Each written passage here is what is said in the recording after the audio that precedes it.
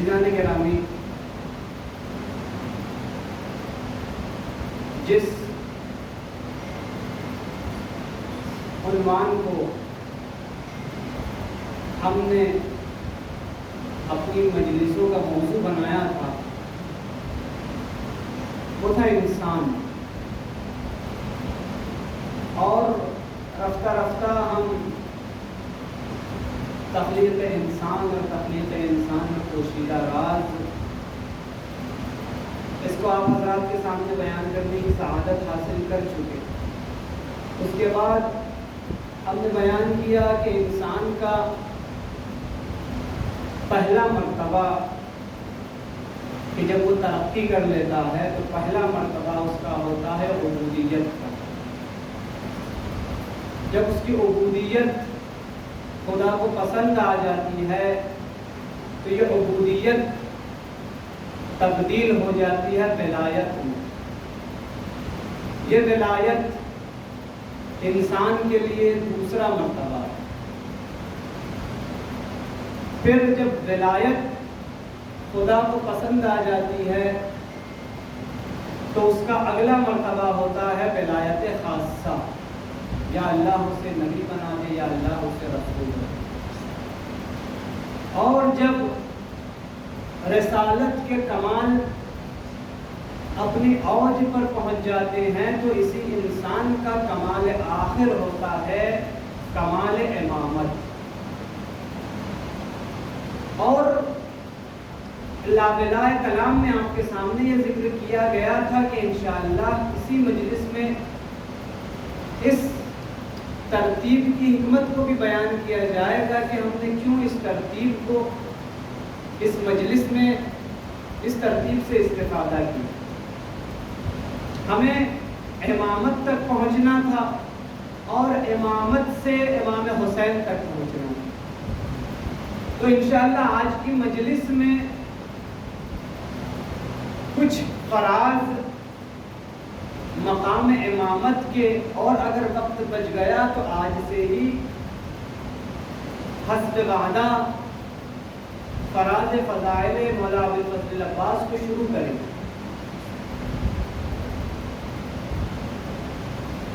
صلوات پڑھیں محمد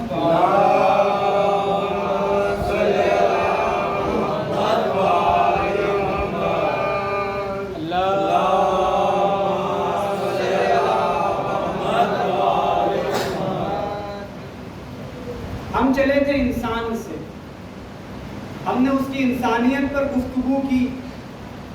جب انسانیت پر گفتگو کی تو معلوم ہوا خداوند عالم نے انسان کو پیدا کیا تھا کہ وَمَا خَلَقْتُ الْجِنَّ وَالْإِنسَ إِلَّا لِيَعْبُدُونِ، تم کو خلق نہیں کیا گیا مگر یہ کہ تم ہماری عبادت کرو۔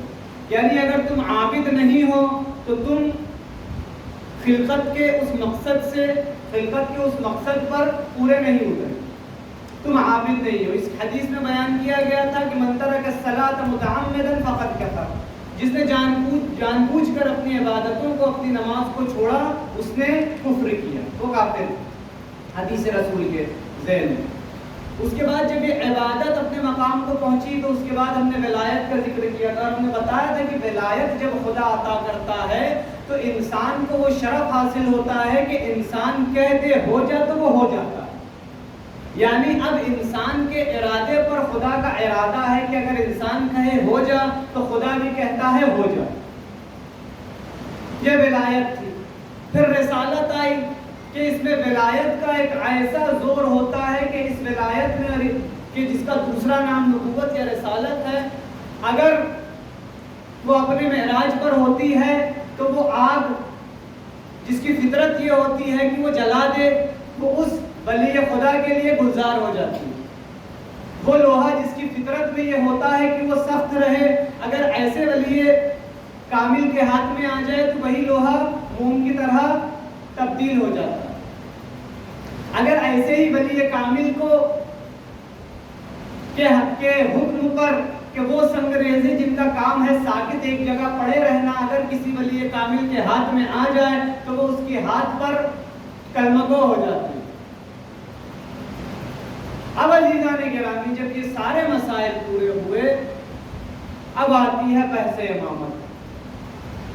بسم اللہ الرحمن الرحیم. وَإِذِ ابْتَلَىٰ إِبْرَاهِيمَ رَبُّهُ بِكَلِمَاتٍ فَأَتَمَّهُنَّ قَالَ إِنِّي جَاعِلُكَ لِلنَّاسِ إِمَامًا. خداوند عالم قرآن مجید میں ارشاد فرماتا ہے کہ اور ہم نے ابراہیم کا کچھ کلمات کے ذریعے سے امتحان لیا، اور جب وہ اپنے امتحان میں کامیاب ہو گئے تو ہم نے ان سے کہا اے ابراہیم اب ہم تمہیں لوگوں کا امام بناتے ہیں. ٹھیک. مسلمانوں نے تفسیر کی اس امام کی، تو مسلمانوں نے کہا بھائی یہ امام سے مراد ہے نبی یا رسول. تو عزیزان گرامی ہم سوال یہ کرتے ہیں اگر یہاں پر اس امام سے مراد وہی نبی یا رسول ہے تو یہ خداوند عالم وہی کس پر بھیج رہے ہیں؟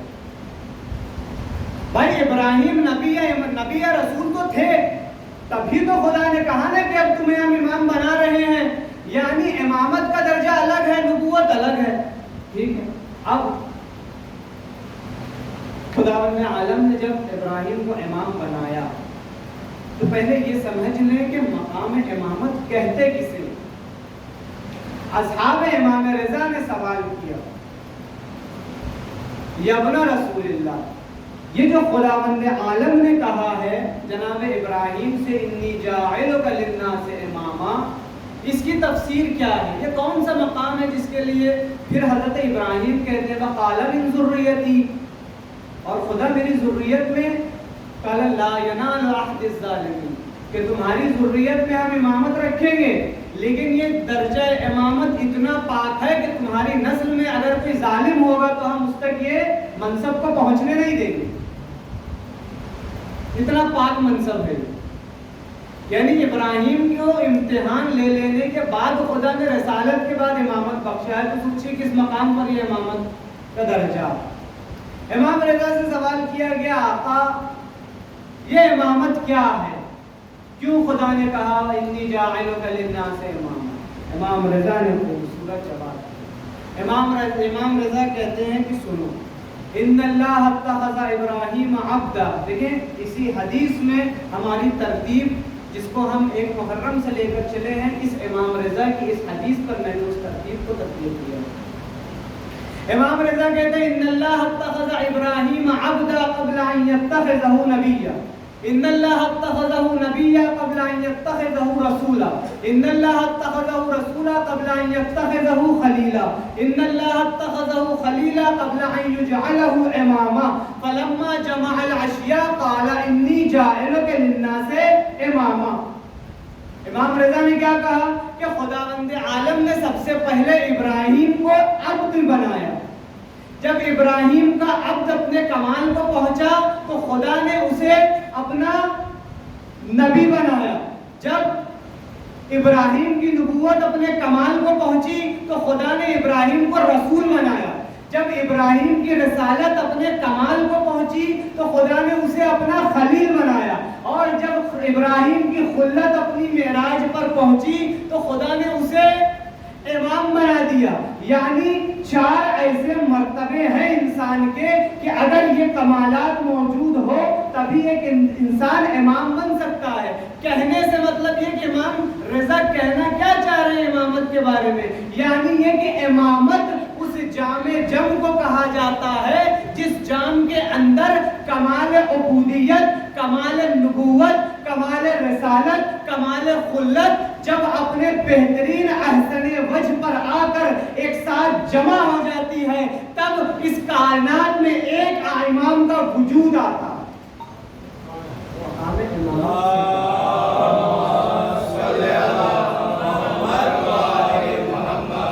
یعنی جب ہم امام علی کو کہتے ہیں امام علی نبی تو نہیں ہے، رسول بھی نہیں ہے، ہاں خلیل ہے، مقام خلت رکھتے ہیں،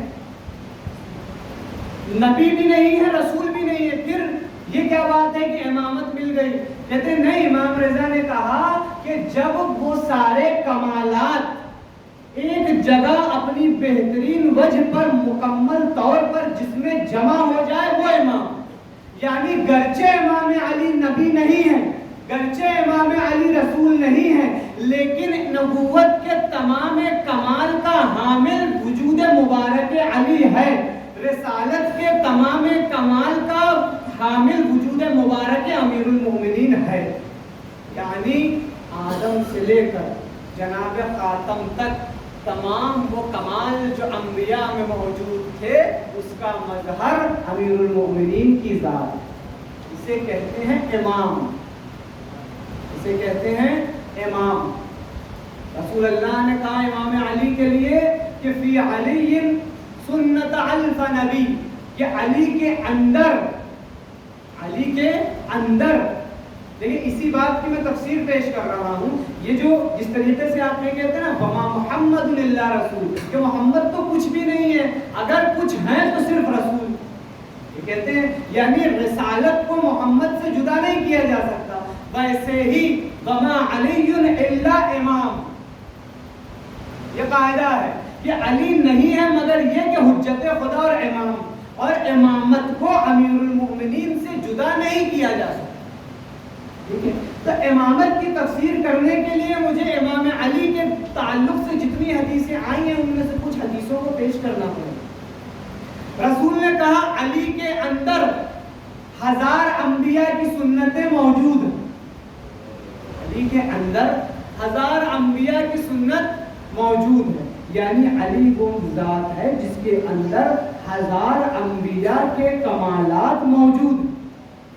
یہ تو ایک بات کہ 1000 انبیاء کے کمالات موجود ہیں۔ اب میں کہوں گا یا رسول اللہ 1000 ہے تو کون کون سے؟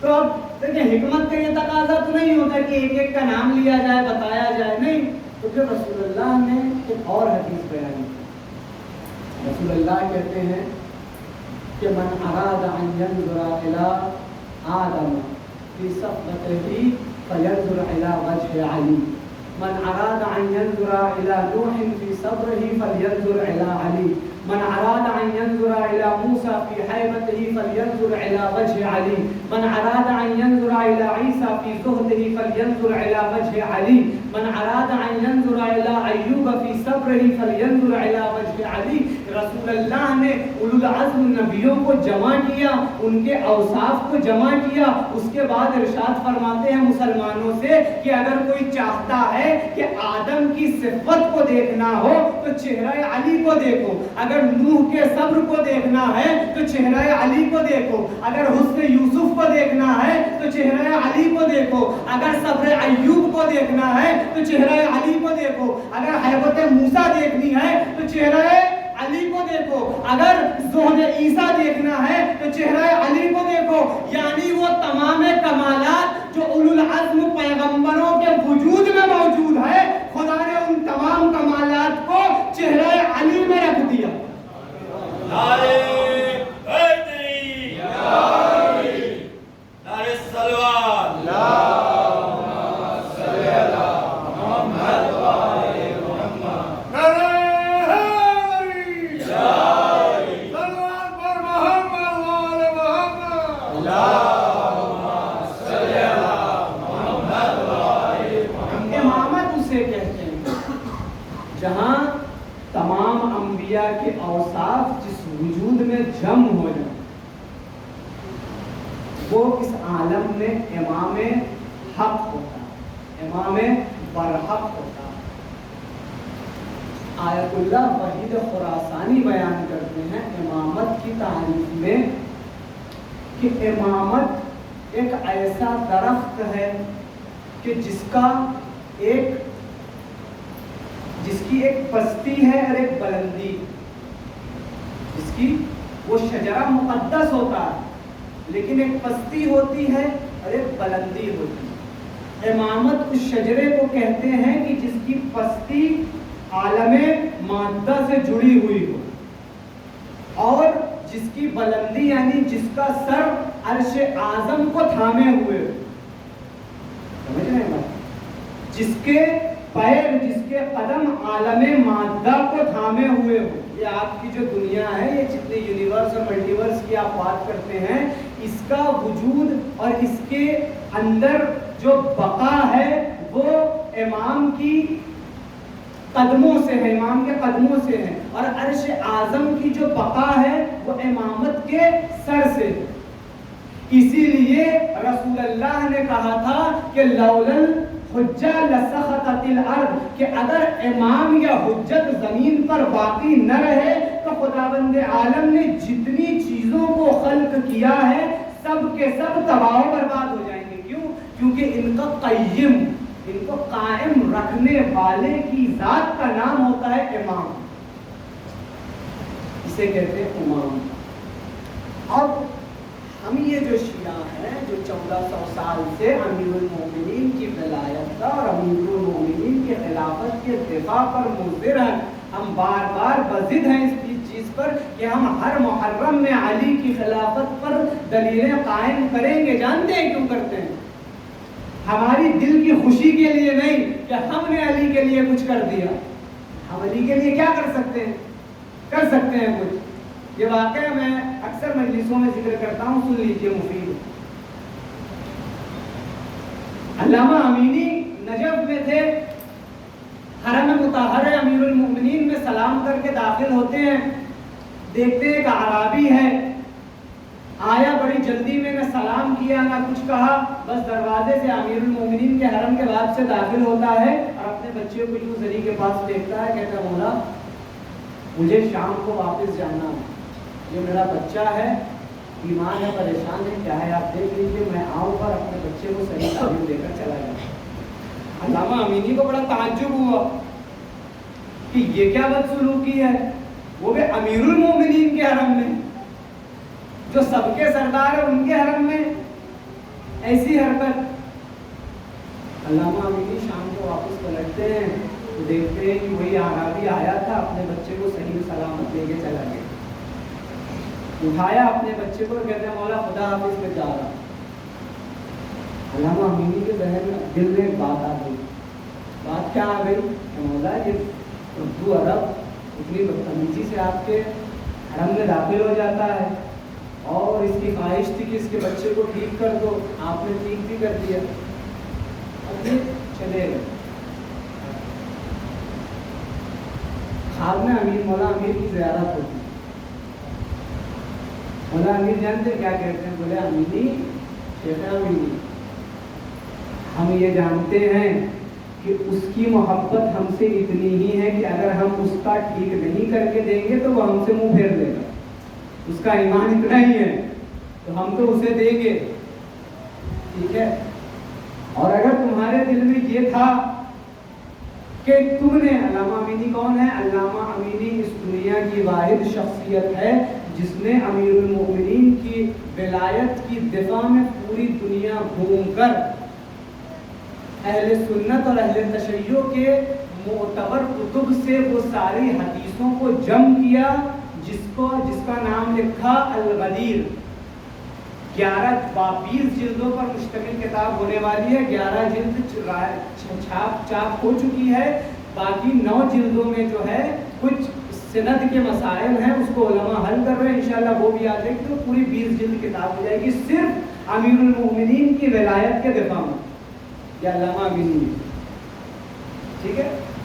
ہم میں یہاں جو بھی بیٹھا ہے، یا میں یہ کہوں گا یہ شہر ناگپور میں، اس مہاراشٹر میں یا ہندوستان میں بھی شاید کوئی ایسا آدمی نہیں ہوگا جس نے علامہ امینی جیسا کام کیا، کوئی نہیں۔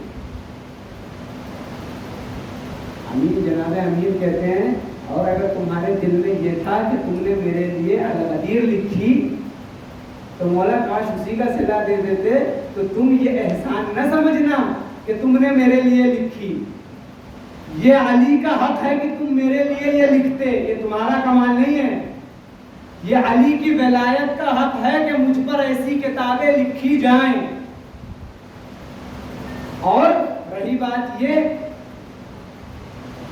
کچھ کہتے ہیں کہ علامہ امینی تھوڑا سا ایک پیر سے معذور تھے، تو چلنے میں تھوڑی سی پرابلم کی دقت، تو کہا اور تم یہ کہ سمجھ رہے ہو تمہارے پیر کا مسئلہ، وہ فالج شدہ بچہ آیا تھا اس کو ہم نے ویسے ہی ٹھیک کر دیا، اور تمہارے اس پیر کو ہم ٹھیک نہیں کر رہے ہیں، تم یہ نہیں جانتے کہ ہم نے تمہارے اس پیر کے عوض میں قیامت میں کیا رکھا، اس کا عوض ہم نے کیا رکھا، تو اس واقعے سے مراد یہ تھا کہ امیر المومنین نے جو علامہ امینی نے سے کہا ہے کہ تم اگر میرا ذکر کر رہے ہو تو یہ شکر کرو کہ خدا نے تمہیں توفیق دی کہ تم میرے حق کو ادا کر پا رہے ہو یا کوشش کر رہے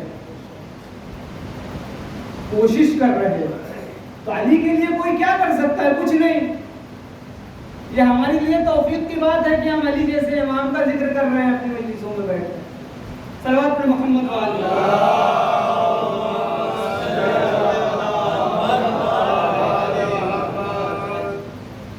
تو بات ہماری یہاں تھی کہ امام کیا ہوتا، علی کون ہے. ہم یہ جو 1400 سال سے بضد ہیں ولایت علی پر بات کرنے میں، اس لیے نہیں ہے کہ ہمارے دل کی خواہش ہے یا ہم جو ہے امام کے لیے کچھ کرنا چاہتے ہیں، نہیں. یہ اس لیے ہے کہ کیونکہ ہماری عقلوں میں یہ بات نہیں بیٹھتی کہ مقام امامت سے لوگ اہل غیروں کو مقایسہ کیسے کر بیٹھتے. کیا وجہ ہے کہ اتنے عظیم مرتبے کو لوگ نہیں سمجھ رہے ہیں؟ رسول بارہا فرما رہے ہیں کہ امامت کو سمجھو، علی کو سمجھو، علی کے حق کو سمجھو. علی کے حق کو سمجھنا تو دور کی بات ہے، یہ کسی کو بھی علی سے مقایسہ کرنے پر آمادہ. علی کہہ رہے ہیں دیکھیں کتنی سامنے کی بات ہے، من کنت مولا ہو فہذا علی مولا، کہ جس کا میں مولا علی اس کے مولا.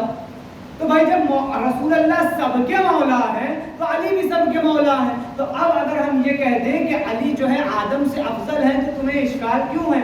اگر ہم یہ کہہ دیں علی نوح سے افضل ہے تو تمہیں اشکال کیوں ہے؟ اگر ہم کہہ دیں کہ علی جو ہے موسیٰ و عیسیٰ و ہارون سے افضل ہے تو تمہیں اشکال کیوں ہے؟ بھئی ہم نے تو افضلیت نہیں دی. مقام ختمی مرتبہ نے کہا ہے کہ میں مولا ہوں سب کا، تو علی بھی سب کے مولا. تو اہل تشیع کو 1400 سال سے یہ بات نہیں ہضم ہو پا رہی ہے کہ یہ کیسے امیر المومنین کا مقایسہ کسی سے بھی کر بیٹھتے ہیں. یہ ہماری سب سے بڑی پریشانی ہے. شاید ہم میں سے بعض لوگ اس بات کو نہیں سمجھ پا رہے کہ ہم کیوں کر رہے ہیں 1400 سال سے علی علی علی علی. وہ نہیں سمجھ میں آ رہی ہے. آپ سمجھائیے، ہمارا مسلمانوں سے مطالبہ ہے کہ آپ ہم کو سمجھائیے. 1400 سال سے آپ نے ہم سے پوچھا کہ ہم ہاتھ کھول کے نماز کیوں پڑھتے ہیں، ہم نے جواب دیا. یہ اختلافی موضوع نہیں ہے، یہ علمی موضوع ہے. آپ نے 1400 سال سے ہم سے پوچھا کہ آپ ہاتھ کھول کے نماز کیوں پڑھتے ہیں، ہم نے جواب دیا. آپ نے ہم سے پوچھا آپ سینہ کیوں پیٹتے ہیں، ہم نے جواب دیا. ٹھیک ہے.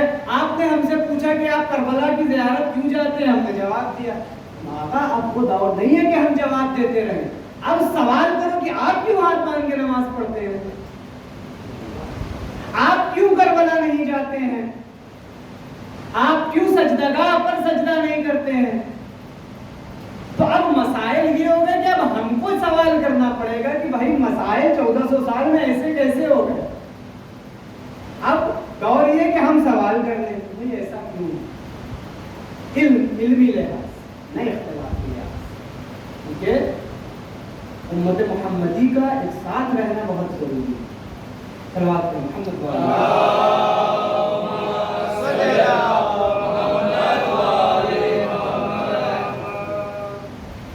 تو امام اسے کہتے ہیں کہ جس کے صرف چہرے میں کل انبیاء کے اوصاف نظر آ جائیں، صرف چہرے میں، وجود کو تو چھوڑ دیجیے. اسے کہتے ہیں امام. مختلف مقامات پر رسول اللہ کی تعریف میں اور ان کی توصیف میں باتوں کو بیان کرتے چلے جاتے ہیں. لیکن ایک وقت ایسا بھی آیا کہ اب لوگ نہیں چاہتے کہ علی کو سلام بھی کریں.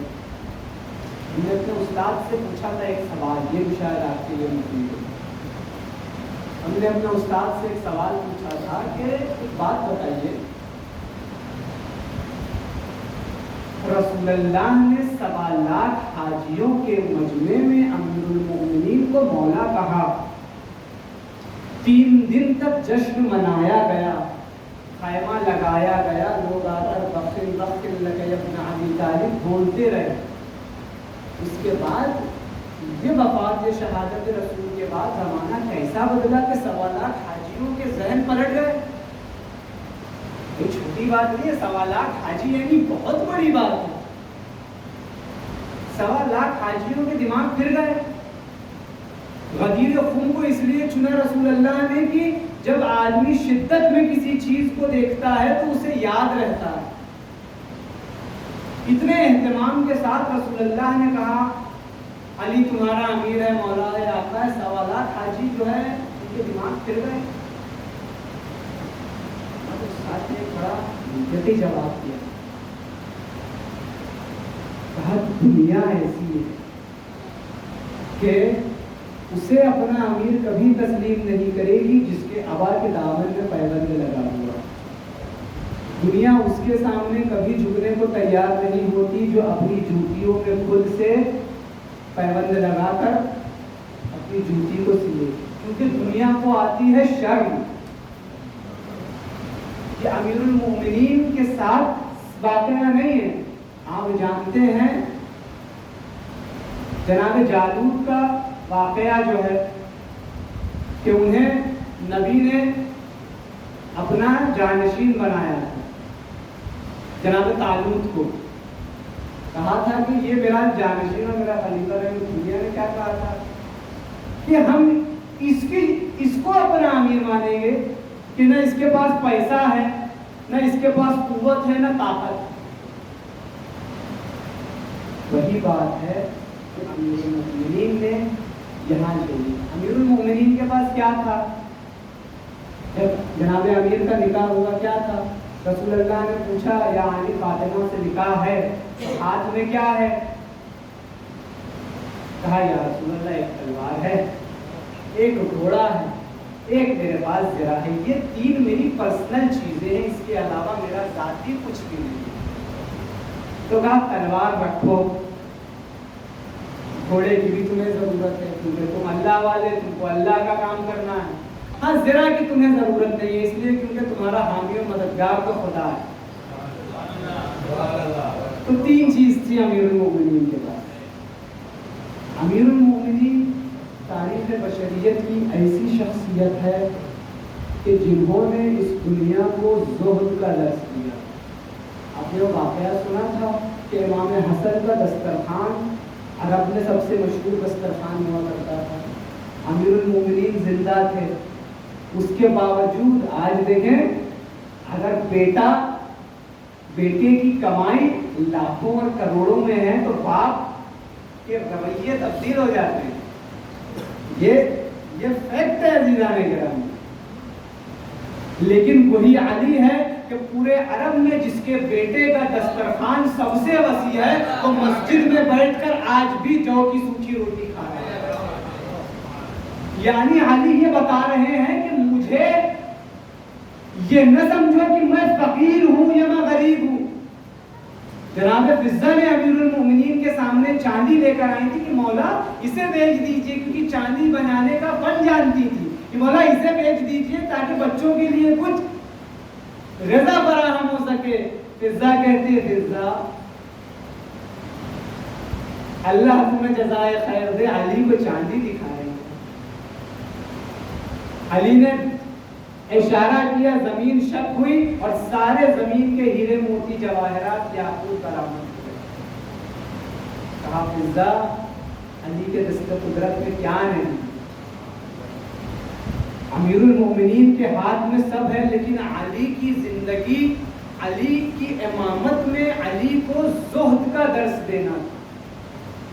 امام علی کو بتانا تھا کہ زہد کسے کہتے ہیں. وَإِلَّا وہی امیر المومنین ہے کہ جو بوسیدہ ایک مرتبہ امیر المومنین جو ہیں مسجد کوفہ میں تھے، نماز پڑھانے کے لیے آئے ہوئے تھے اور اپنی ابا کو اس طریقے سے جھٹک رہے تھے.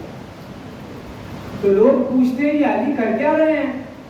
مالک جواب دیتے ہیں کہ علی کے پاس ایک ہی ابا ہے، اسے کل رات جو ہے دھویا تھا، وہ سوکھ نہیں پائی، آج اس کو یہاں پر سکھا رہے ہیں. یہ امیر المومنین ہے. وہی امام صادق ہے، انہی کے بیٹے. مسجد نبوی میں تشریف فرما ہے، ایک بڑا نامی صوفی آیا اور امام جعفر صادق کو تانا دینے لگا.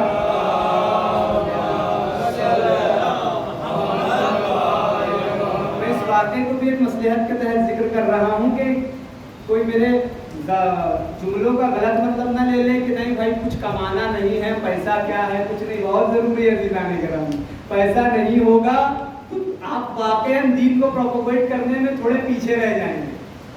پیسہ بھی ضروری ہے, بہت ضروری ہے. اس بات کو امام صادق نے کیسے بیان کیا؟ وہ صوفی آ کر جو ہے امام صادق کو تانا دیتا ہے کہ دیکھو یہ حجت خدا ہیں, ان کے بدن پر دیکھو کتنا بہترین لباس ہے. امام صادق اچھا لباس پہنتے ہیں اور یہ اپنے آپ کو وہ صوفی امام صادق کو جو ہے تانا دے رہا کہ ان کے لباس دیکھو, ان کا امامہ دیکھو, چمک رہے ہیں. یہ حجت خدا ایسے ہوتے ہیں, اللہ والے ایسے ہوتے ہیں. امام صادق مسکراتے ہیں اور کہتے بیٹھیے. اب اپنے صحابیوں سے کہتے ہیں کہ ان کا یہ جو کرتا ہے نا, اس صوفی نے صوف کا لباس پہنا ہوا ہے. صوف کا لباس کسے کہتے ہیں؟ وہ جو بورے کا لباس ہوتا ہے جس کو پہننے میں بڑی تکلیف ہوتی ہے, پورے بدن میں جو ہے ریشز آ جاتے ہیں. صوفی جو واقعاً صحیح صوفی ہوتے ہیں وہ اس لباس کو پہنتے ہیں تاکہ اپنے نفس کو اذیت دیں اور اپنے نفس کو رام کر سکیں. امام صادق کہتے ہیں اس کا یہ صوف کا لباس اس کا اتارو. اب وہ اتارنے نہیں دے رہا ہے لوگوں کو, کتنی زبردستی اتارو. جب خدا کو تانا دیا ہے تو بہرحال جب اس کا وہ صوف کا لباس اتارا گیا تو کیا دیکھا؟ بہترین نرم ریشم کا ایک کرتا تھا جو اس کے بدن پر تھا اور اس کے اوپر سے اس نے اس صوف کا لباس ڈالا ہوا ہے. اب امام صادق نے کہا دیکھا, اب امام صادق نے اپنا وہ لباس اتارا اور دکھایا کہ حجت خدا کیا ہو. اب امام نے اپنا کرتا دکھایا کہ جو پیبند زدہ تھا, شاید وہ وراثت والا کرتا تھا, وہی امام علی کا کرتا, میں نہیں جانتا. لوگوں نے پوچھا مولا یہ دو کرتے آپ نے کیوں پہنے؟ کہا یہ دنیا کے لیے کہ یہ دنیا ایسی ہے, اور یہ میرے نفس کے لیے کہ میرا نفس اس چیز کو نہ بھولے کہ میں اللہ کی جانب سے اور اللہ کی طرف فقیر ہوں. اور یہ دنیا کے لیے, یہ میرا ظاہری لباس دنیا کے لیے, میرا باطنی لباس میرے نفس کے لیے.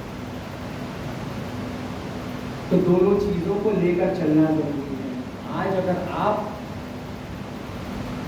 عزاداریوں کو میں اگر آپ کو فراغت ہے, آپ کر پا رہے ہیں اچھے سے, تو اس میں ایک وسیلہ اللہ کی طرف سے یہ پیسہ بھی ہے. یہ پیسہ بھی ہے, یہ نہیں ہے کہ پیسہ ضروری ہے, خلوص بھی ضروری ہے, نیت بھی ضروری ہے, پیسہ بھی ضروری ہے. سب کی کوالٹی ایسی ہو کہ کوئی نہ افراط ہو نہ کوئی تفریط.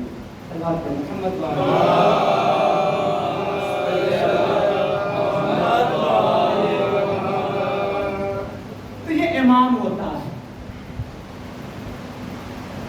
کہ جو زمانے کی رگ رگ سے واقف ہوتا ہے. زمانہ امام پر حاوی نہیں ہو سکتا, اس لیے کیونکہ امام کو خداوند عالم نے عوام پر اور قوم پر مسلط کیا ہے, اور یہ تسلط تکوینی. انشاءاللہ اس بات کو وقت کی وضاحت کا وقت نہیں ہے کہ تکوینی کیا ہوتا ہے, انشاءاللہ. تو امامت اسے کہتے ہیں, یہ مقام ہے امامت کا. دیکھیں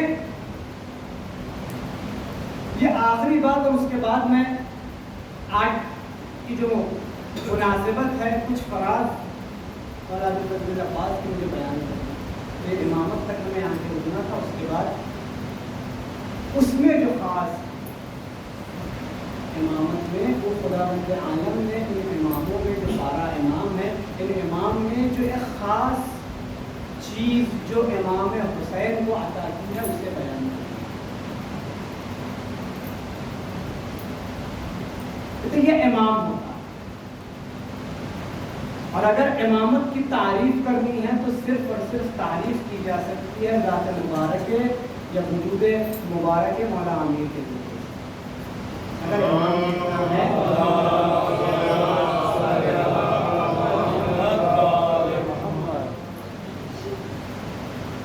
خود امیر المؤمنین یہ بیان کر رہے ہیں کہ دیکھیے شیعوں کا ایک عقیدہ ہے اور بہت خطرناک عقیدہ ہے.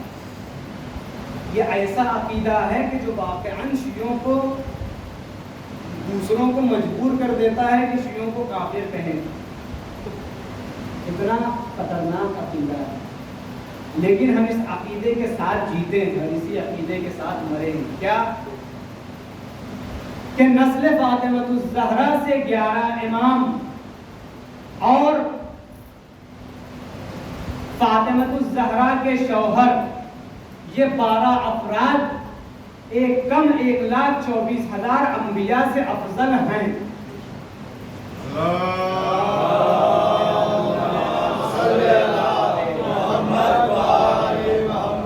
اور اس میں نہ ہم ایک قدم آگے بڑھیں گے نہ ایک قدم پیچھے جائیں.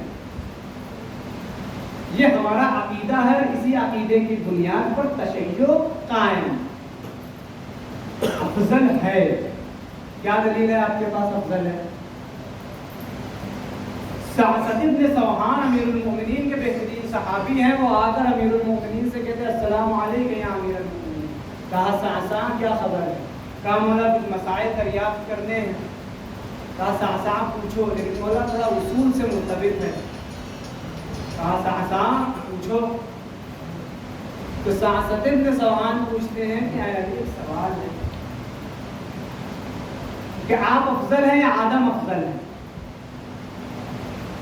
علی کہتے میں افضل ہوں. سعسا کو حیرانی ہوئی کہ علی کہہ رہے کہ وہ آدم سے افضل ہیں. تو امیر المومنین کے سعسا پوچھتے ہیں مولا کیسے آپ آدم سے افضل ہیں؟ تو امیر المومنین نے ایک بات کہی کہ ذرا یہ قرآن نہیں پڑھا. کہا کیا؟ کہا قرآن میں خداوند عالم نے کہا اے آدم وَلَا تَقْرَبَا هَٰذِهِ الشَّجَرَةَ کہ تم دونوں کو یہ حکم دیتا ہوں کہ اس گندم کے درخت کے قریب بھی نہ جانا وَإِلَّا تم ظالمین میں سے ہو جاؤ گے. خداوند عالم نے آدم کو کہا تھا کہ اس گندم کے درخت کے قریب نہ جانا وَإِلَّا ظالمین میں سے ہو جاؤ گے. وہ آدم تھے کہ جن کو منع کیا گیا کہ گندم کے قریب نہ جانا پھر بھی گئے. لیکن میں علی ہوں مجھے منع نہیں کیا گیا تھا. لیکن علی نے اپنی 63 سالہ زندگی میں جو کے علاوہ کبھی گہوں کی طرف آنکھ اٹھا کر نہیں دیکھا. تو آپ بتا جسے منع کیا جائے وہ کر دے وہ افضل یا جسے منع نہیں کیا جائے وہ نہ کرے وہ افضل؟ آدم افضل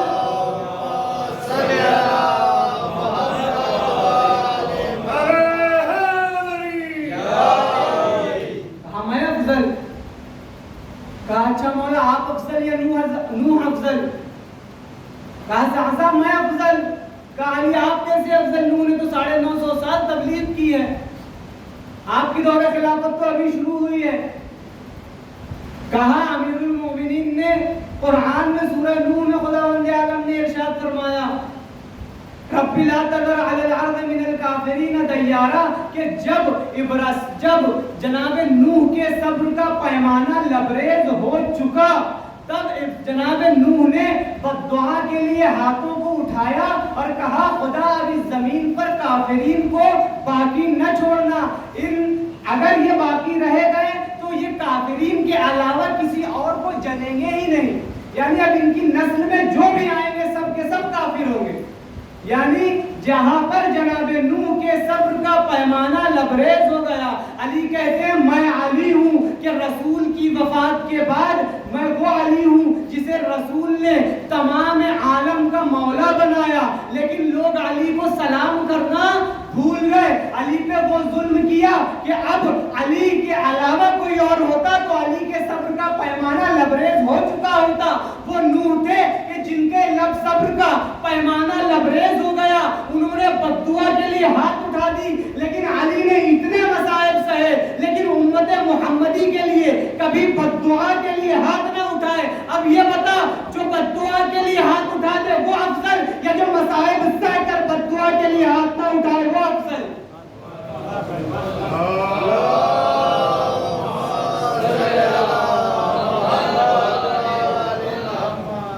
تو ساسا میں افضل، میں نے صبر کو سہا ہے، صبر کا پیمانہ علی کا لبریز نہیں ہوا، میں ہی وہ علی ہوں جس نے فاطمہ کو روکا تھا کہ فاطمہ ان کے لیے دست دعا کو بلند نہ کرنا۔ علی وہ صابر ہے کہ فاطمہ جیسی ذات پر ظلم ہونے کے بعد صبر کر جائیں، تو علی سے بڑھ کر کس کا صبر ہے؟ قرآن میں کہا ہے خدا نے کہ ہم امامت اس وقت دیتے ہیں لما صبروا وبآیاتنا یوقنون، ہم امامت اسی وقت دیتے ہیں جب صبر اپنی معراج پر ہو۔ آقا یہ مسئلہ اتنا عجیب و غریب ہے، علی امت محمدی کے لیے اتنے کوشا تھے کہ ان کے ساتھ بیٹھنا پڑ گیا علی کو صبر کر کے، کہ جنہوں نے سیدہ کے پہلو پر دروازہ گرایا تھا صرف اس لیے کہ رسول کی 23 سالہ زندگی کی جو محنت ہے وہ رائے گا نہ چلی۔ علی نے یہ صبر بھی سہا ہے، وَإِلَّا علی نے خود کہا فاطمہ کے بعد اب دنیا میں کچھ نہیں بچا، لیکن علی نے صبر کیا۔ اس کے بعد کہتے ہیں مولا آپ افضل ہیں یا ابراہیم افضل؟ کہا ساسا میں افضل ہوں۔ کہا مولا کیسے آپ افضل ہیں؟ کہا میں ایسے افضل ہوں کہ ابراہیم نے ابھی یقین حاصل نہیں کیا، جب ابراہیم کو یقین حاصل ہوتا تب خدا انہیں امام بناتا۔ ابراہیم نے کہا تھا کیف تحیی الموتی افلا تؤمن، خدا نے کہا تھا کہ ابراہیم نے کہا تھا خدا تو مردے کیسے زندہ کرتا ہے؟ تو خدا نے کہا ابراہیم کیا تمہیں ایمان نہیں ہے؟ کہا بلا ولکن لیطمئن قلبی، ابھی ابراہیم کو اطمینان قلب حاصل نہیں ہے۔ جب ابراہیم وہ معجزہ دیکھ لیں گے کہ مردے کو کیسے زندہ کیا جاتا ہے تو ابراہیم کو یقین کامل حاصل ہوگا، تب ابراہیم کو امام بنایا جائے گا، ابراہیم کو امام بنایا جائے گا۔ علی نے کہا وہ ابراہیم تھے جب خداوند عالم نے معجزہ دکھایا تو ابراہیم کو یقین حاصل ہو گیا، یعنی ابھی ابراہیم اس یقین کی منزل پر فائز ہونے کے ہیں۔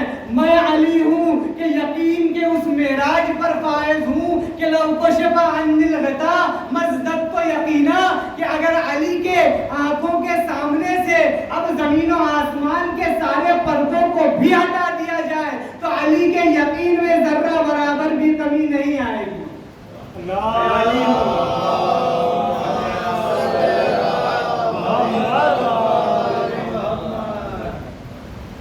علی کا یقین یہ ہے۔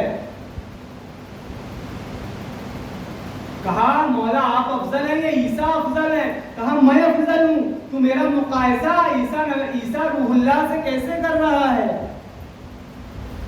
کہا کیا نہیں دیکھا کہ جب جناب مریم جو طاہرہ تھی، بتول تھی، زکیہ تھی، راضیہ تھی، مرضیہ تھی، معصومہ تھی، مقام عصمت پر فائز تھی، لیکن جب جناب مریم یہ چاہتی تھی کہ حضرت عیسیٰ کو اس دنیا میں لائے تو خدا نے کہا تھا بیت المقدس سے اے مریم دور ہو جاؤ۔ کیوں؟ کیونکہ یہ عبادت خانہ ہے، جچا خانہ نہیں ہے۔ وہ عیسیٰ کی ماں تھی جو اس عصمت کے مقام پر ہونے کے باوجود بھی خدا نے انہیں بیت المقدس سے دور بھیجا، لیکن وہ میری ماں تھی کہ جب وہ چاہتی تھی کہ مجھے اس دنیا میں لائے تو خدا نے میری ماں کو دعوت دے کر بلایا کہ آؤ فاطمہ بنت اسد، ہمارا مہمان ہمارے گھر میں آئے گا۔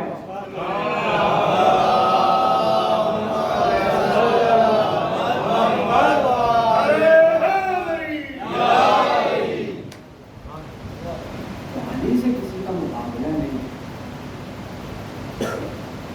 مقابلہ کرنا ہے تو چھوٹے موٹے لوگوں سے پیچھے کرنا، مومنین کا دامن چھوڑیے۔ تاریخ 1400 سال کی تاریخ میں بہت گزرے، ان سے مقابلہ کیجیے، ان سے مقایسہ کیجیے۔ مقام امیری صرف علی کے سر کو دیکھ دیتی ہے، مقام امیری صرف علی کے سر کو دیکھ دیتی ہے۔ اس لیے رسول اللہ نے بھی کہا انتا یا علی انتا امیر المومنین، جبکہ خود علی کے امیر جو ہے رسول اللہ ہیں، لیکن رسول اللہ نے امیر المومنین کا کہا ہے علی مومنین کے امیر تم ہو. روز محشر انت صاحب لوائی وزوجۃ حبیبۃ قلبی، اے علی روز محشر تمام انبیاء کی امت موجود ہوگی اور ان کا ایک علمدار ہوگا. اے علی جب میری امت موجود ہوگی تو میری امت کا علمدار، میری امت کا علم تمہارے ہاتھوں میں ہوگا. تم میرے امت کے علمدار، میری امت تم سے پہچانی جائے گی. یعنی کیا؟ یعنی یہ کہ رسول کا امتی وہ ہے جس کے چہرے پر نام علی سن کر شرافت کے آثار نمودار ہو جائے. رسول اللہ کی امت بہت بڑی ہے، لیکن پہچان کیسے کہ کون رسول کا امتی ہے؟ تو وہ رسول کا امتی ہوگا جو پرچم علی کے پیچھے کھڑا ہو. ٹھیک ہے، رسول کی امت کی پہچان علی کے ذریعے سے ہو. اسی لیے کسی اور سے مقایسہ کیا کیجیے. بہت لوگ بتائیں علی کو چھوڑ دیں. ہاں زیادہ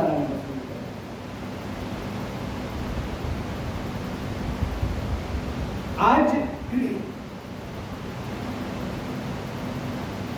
اس علی کے بیٹے کے مصائب پڑھنا ہے کہ جس کے لیے جیسے رسول نے کہا ہے اے علی تم میری امت کے علمدار ہو، ویسے ہی رسول کے بیٹے نے اس کے بیٹے کے لیے کہا تھا کہ عباس تم میرے لشکر کے علمدار.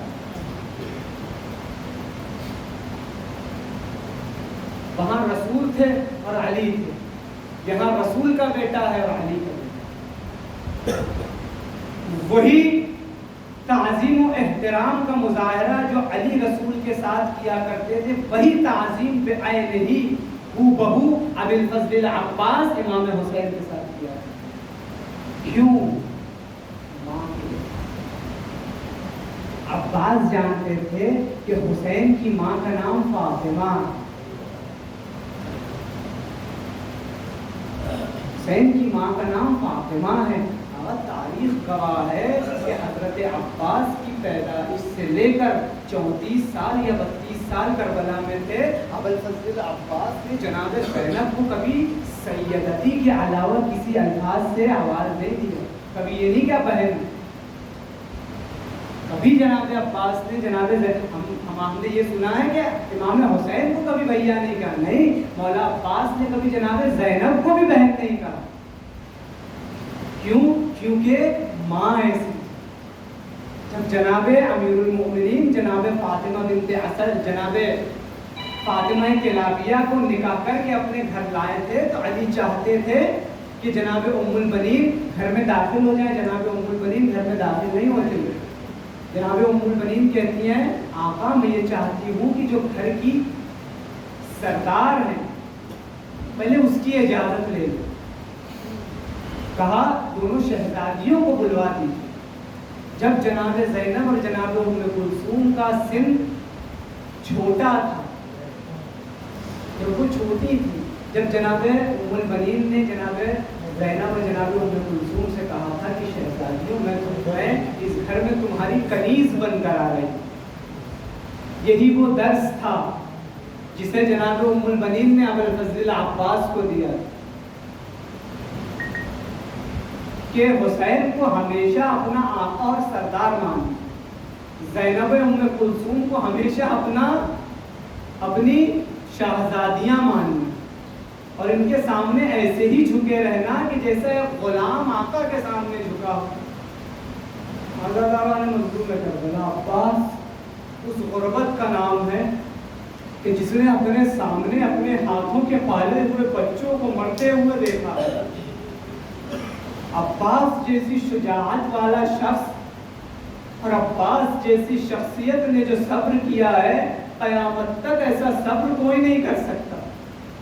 ارے عباس نے آل محمد کے لاشوں کو اٹھایا، عباس نے قاسم کے لاش کے ٹکڑے اٹھائے، عباس نے حسین کے ساتھ ہر اس فرد کے لاشے کو دیکھا ہے جسے اپنے ہاتھوں سے پال کر بڑا کیا ہے. جو عباس ان کے استاد ہے، اپنے شاگردوں کی لاشوں کو دیکھا ہے عباس، یہی عباس ہے جب عباس صفین میں تلوار کے جوہر دکھا رہے ہیں تو علی واپس بلا لیتے ہیں، عباس یہ تمہارا مقام نہیں ہے، تمہیں کربلا جانا ہے۔ عباس نے پوری زندگی اپنے آپ کو تیار کیا ہے کربلا کے لیے۔ عباس حسین کے لیے کیسے جانتے ہیں؟ یہ کربلا کی بات نہیں ہے۔ ایک مرتبہ دیکھیں امام حسین کی کربلا میں عمر 57 یا 58 برس اور ابوالفضل عباس کی عمر کربلا میں 32 یا 34، یعنی اتنا فاصلہ ہے کہ عباس کو امام حسین نے اپنی آغوش میں کھلایا۔ اب مقام دیکھیے ابوالفضل عباس کی محبت کا۔ ایک مرتبہ کوفہ ہے، امام حسین کو پیاس کی شدت کا غلبہ ہوا، امام حسین نے آواز دی کہ مجھے پانی پلاؤ۔ اس سے پہلے کہ کوئی اٹھتا عباس ننھے قدموں سے دوڑتے ہیں، کوزہ اٹھاتے ہیں، پانی کو اس میں بھرتے ہیں، چونکہ ہاتھ چھوٹے ہیں اور سنبھال نہیں سکتے اس لیے عباس نے اس پانی کا کوزہ اپنے سر پہ رکھا، ننھے قدم سے آقا حسین کی طرف بڑھتے ہیں، تو بڑھنے کی وجہ سے پانی چھلک کر عباس کے دونوں بازوؤں پر آ کر گرتا۔ امام علی یہ ماجرا دیکھ رہے ہیں، جب عباس کوزہ لے کر حسین تک پہنچتے ہیں تو امیر المومنین زاروں قطار رونے لگتے ہیں۔ امام حسین پوچھتے ہیں بابا کیا ماجرا ہے، آپ کیوں اتنا گریا کر رہے ہیں؟ امام کہتے ہیں میں یہ دیکھ رہا ہوں کہ یہی عباس ہوگا کہ تمہاری پیاس کے لیے جس طرح آج عباس کے دونوں شانے پانی میں ہیں، اسی طریقے سے تمہاری پیاس کے لیے عباس اپنے دونوں بازوؤں پر خون لگائے گا۔ آزادانہ مظلوم کربلا، میں پورے مسائل انشاءاللہ کل پڑھوں گا، بس ایک واقعہ پڑھنا ہے عباس نے کیسا صبر کیا۔ شب عاشور ہے، امام سب سے یہ کہہ رہے ہیں کہ جاؤ چلے جاؤ، یہ میرے خون کے پیاسے ہیں، اہل خانہ کو لو، رات کا سہارا لو اور یہاں سے چلے جاؤ، انہیں صرف میرا خون چاہیے۔ جب سب کی آزمائش ہو گئی، اب دو بھائی ایک خیمے میں بیٹھے، عباس امام حسین کے سامنے سر جھکائے بیٹھے، فاطمہ کے لال کو حسین عباس کبھی نہیں چھوڑیں گے۔ خیمے میں دونوں بھائی بیٹھے، حسین ایک مرتبہ کہتے ہیں عباس بھیا میں یہ چاہتا ہوں کہ تم میری بہنوں کو لے کر اگر چاہو تو تم بھی جا سکتے ہو۔ یہاں پر عباس نے جلال کو قابو کیا۔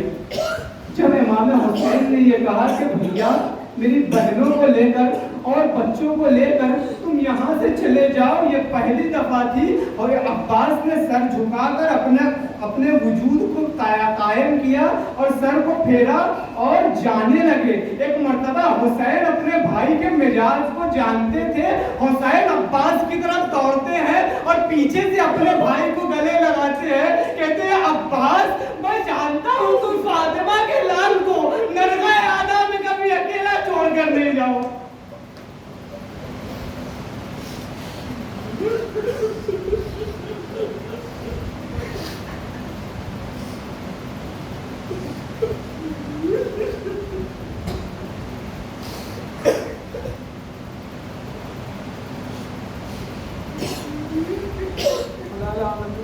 على القوم الصالحين